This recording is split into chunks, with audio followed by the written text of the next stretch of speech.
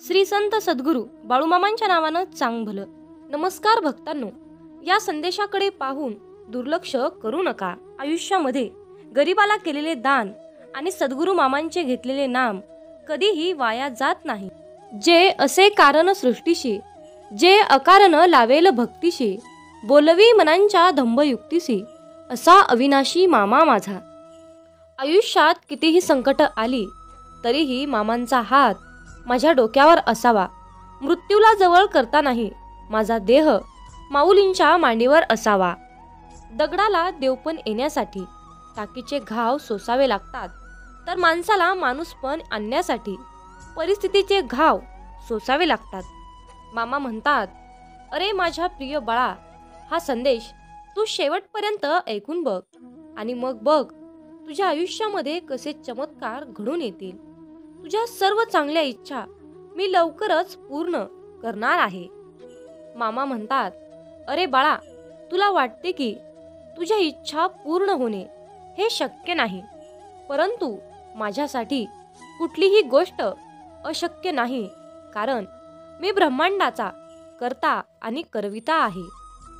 एखाद्या वेळी तुम्हाला असे वाटत असेल की मी परमेश्वराला एवढी प्रार्थना केली, मी इतका चांगला वागलो तरीही देव माझी प्रार्थना का ऐकत नाही.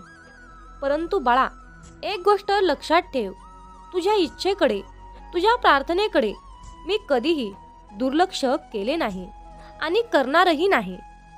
थोडासा वेळ लागेल, पण मी तुला अशा प्रकारे उत्तर देईन की तू त्याची कधी कल्पनाही केलेली नसेल. तुझे जीवन आनंद, सुख, समृद्धी आणि ऐश्वर्याने भरून जाईल. म्हणून आता डोळे उघड आणि माझ्यावर विश्वास ठेवून मी काय सांगत आहे ते शांतपणे ऐकून बघ. तुम्हाला त्यातून नक्कीच योग्य तो मार्ग मिळेल, कारण मी तुमच्यावरती खूप प्रेम करतो. मी तुमची मेंढी माऊली आहे. मी तुम्हाला माझं बाळ समजते. म्हणून सर्वांनी चिंता सोडा आणि घाबरू नका. फक्त माझ्यावर विश्वास ठेवा. तुम्ही देवाला जे बोलता, जी प्रार्थना करता, ते सर्व काही ऐकून आहे, कारण तुम्ही परमेश्वराला खूप प्रिय झाले आहात. म्हणून परमेश्वर तुमच्यावर खूप प्रेम करत आहे. मामा म्हणतात, माझ्या बाळा, तुला हवी असलेली नोकरीची संधी तुझ्या मार्गाने चालून येत आहे. तू फक्त मोठा श्वास घे. आता तुमचे सर्व चांगले होणार आहे. तुमच्या कुटुंबाच्या खूप महत्त्वाच्या गोष्टी रखडल्या आहेत. आता आनंदाने तुमच्या घरामध्ये नवीन ऊर्जा प्रवेश करणार आहे. मामा म्हणतात, अरे बाळा, माझा तुझ्या घरावर, तुझ्या कुटुंबावर आशीर्वाद आहे. बाळूमामांचा हा आशीर्वाद प्राप्त करण्यासाठी हा संदेश शेअर करून आपल्या चॅनलला सबस्क्राईब करा आणि बाळूमामा तुमचा माझ्या कुटुंबावर, माझ्यावर आशीर्वाद राहू द्या, लक्ष राहू द्या असे टाईप करा. जे लोक धार्मिक वृत्तीने विचार करतात ना, त्यांचा काही लोक खूप छान प्रकारे छळ करत असतात. परंतु हा अन्याय सहन केलेल्या लोकांसाठी खूप खूप मनापासून धन्यवाद, कारण आता स्वर्गामध्ये फक्त त्यांचे स्थान आहे. स्वर्गामध्ये एक उच्च स्थान देण्यासाठी त्यांची जागा राखून ठेवली आहे आणि तुम्हालाही स्वर्गामध्ये जागा निश्चित मिळणार आहे. जीवनामध्ये गरजूंना मदत करत चला. ही तुमच्यासाठी खूप मोठी मामांची सेवा ठरणार आहे. आजारी असल्यास औषध घ्या, गरजूंना अन्नदान करा. तुम्ही पुण्य कमवण्याचा मार्ग आत्मसात करा. तुम्हाला मी त्यापेक्षाही खूप काही नकळतपणे देऊन जाईल. मामा म्हणतात, जर का तुमची वृत्ती गरजूंना मदत करण्याची असेल तर तुम्ही माझ्याकडे निसंकोचपणे काहीही मागत जा आणि मी तुम्हाला ते देत जाईन. पुण्याचे कर्म केल्याने तुला खूप यश, खूप खूप भरभरून ऐश्वर्य मिळणार आहे. तुझे जीवन पुढील स्तरावर जाऊन मामांच्या आशीर्वादाने ते परिपूर्ण होणार आहे. बाळूमामांचा हा आशीर्वाद आज तुम्हाला प्राप्त होणार आहे. तर बाळूमामांचा हा आशीर्वाद प्राप्त करून घेण्यासाठी आत्ताच आपला हा संदेश शेअर करा आणि बाळूमामा माझ्याकडून नकळतपणे झालेल्या चुकांना क्षमा करा असे म्हणून आपल्या चॅनलला सबस्क्राईब करा. मामा म्हणतात, मनुष्याचा पुनर्जन्म झाल्याशिवाय तो परमेश्वराचे राज्य पाहू शकत नाही. कारण देवानेही या जगावरती, या दुनियेवरती खूप प्रेम केले आहे की त्यांनी त्यांच्या भक्तावरचे सर्व प्रेम बहरून दिलेले आहे. भक्तांना सर्व काही मामांनी अर्पण केलं आहे. आयुष्यामध्ये कुणाचेही मन दुखवू नका. यश तुमच्या पायाशी लोळेल. तुम्ही बाळूमामांच्या या शब्दाशी सहमत असाल तर होय मामा मी सहमत आहे असे टाईप करून हा संदेश शेअर करायला विसरू नका. अध्यात्म आणि परमेश्वराचे नामस्मरण हाच एक ईश्वरापर्यंत पोहोचण्याचा एकमेव मार्ग आहे आणि अध्यात्मातूनच ईश्वराच्या शक्तीचा साक्षात्कार होऊ शकतो. अध्यात्म मन शांत आणि एकाग्र ठेवते आणि आपल्यामध्ये जगण्याची इच्छा जागृत करते, जे त्यांना आयुष्यामध्ये पुढे जाण्याची प्रेरणा देते आणि त्याचद्वारे तुम्हाला तुमच्या जीवनाचे ध्येय साध्य करण्यासाठी मदत मिळेल. जशी अग्नीशिवाय मेणबत्ती जळू शकत नाही, त्याचप्रमाणे आध्यात्मिक जीवनाशिवाय माणूस हा अपूर्ण आहे. अध्यात्माचा अर्थ असा नाही की तुम्ही डोळे मिटून बसा, तर अध्यात्म म्हणजे चांगले कर्म करणं आहे.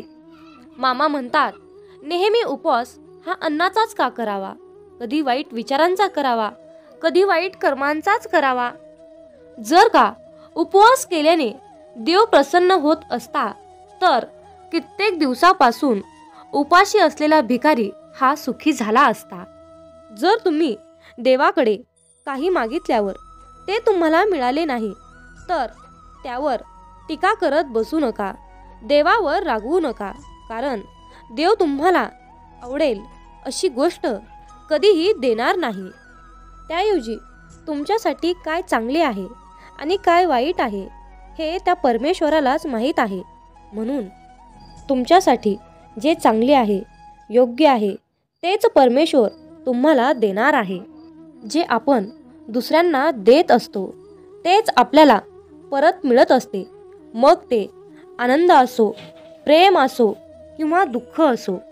मित्रांनो, मामा म्हणजे विश्वास, मामा म्हणजे श्वास, मामा म्हणजे आकाश. मामांच्या नामात एवढी ताकद आहे की जे नशिबात आहे ते सर्वांनाच मिळते, पण जे नशिबात नसते ते फक्त मामांच्या दरबारात मिळते. मामा म्हणतात, आपण स्वतः काय आहोत हे फक्त आपल्या स्वतःलाच माहीत असतं. आयुष्यात आपण कोणकोणत्या दुःखांना, कोणकोणत्या गोष्टींना सामना केलाय हे दुसऱ्यांना माहीत नसतं. म्हणून आपल्याला कोण काय म्हणतं, कोण काय समजतं अशा गोष्टींचा आपल्यावर थोडकाही परिणाम होणार नाही याची काळजी घ्या. म्हणून मामा सांगतात, सगळेच माझे भक्त प्रार्थना करतात, पण सगळ्याचीच प्रार्थना माझ्यापर्यंत पोहोचेल असे नाही. कारण बाळूमामा आपल्या प्रिय भक्ताच्या स्वप्नात येऊन त्याला दृष्टांत देऊन सांगतात, एकेवेळी काय झालं. बाळूमामा आपल्या भक्तांना घेऊन प्रवासात निघाले होते, म्हणजेच पंढरपूर यात्रेला निघाले होते. तेवढ्यात अवकाळी पावसाने घाला घातला आणि बाळूमामा सोबत असतानाही सर्वच भक्त भीतीने थरथर कापू लागले. सगळ्यांनी एका झाडाचा आश्रय घेतला आणि सगळेच जण पाऊस थांबण्याची वाट पाहत होते. परंतु पावसाचा जोर आणखीन जोरात वाढू लागला. सगळ्यांच्या मनामध्ये आता पूर येईल अशी भीतीची चिंता निर्माण झाली. तेव्हा सर्व भक्त बाळूमामांकडे प्रार्थना करू लागले, मामांना विनंती करू लागले, मामा तुम्हीच काहीतरी करा आणि या पावसाला थांबवा. तेव्हा बाळूमामा म्हणाले, अरे माझ्याकडे हात जोडण्यापेक्षा, माझ्याकडे विनंती करण्यापेक्षा तुम्ही त्या पावसालाच विनंती करा.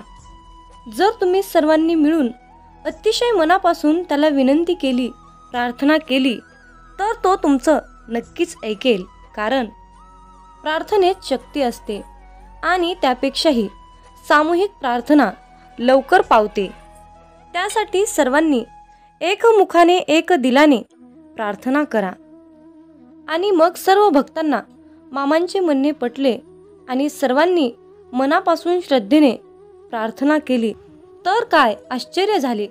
पाऊस कमी कमी होत होत पूर्णपणे थांबला.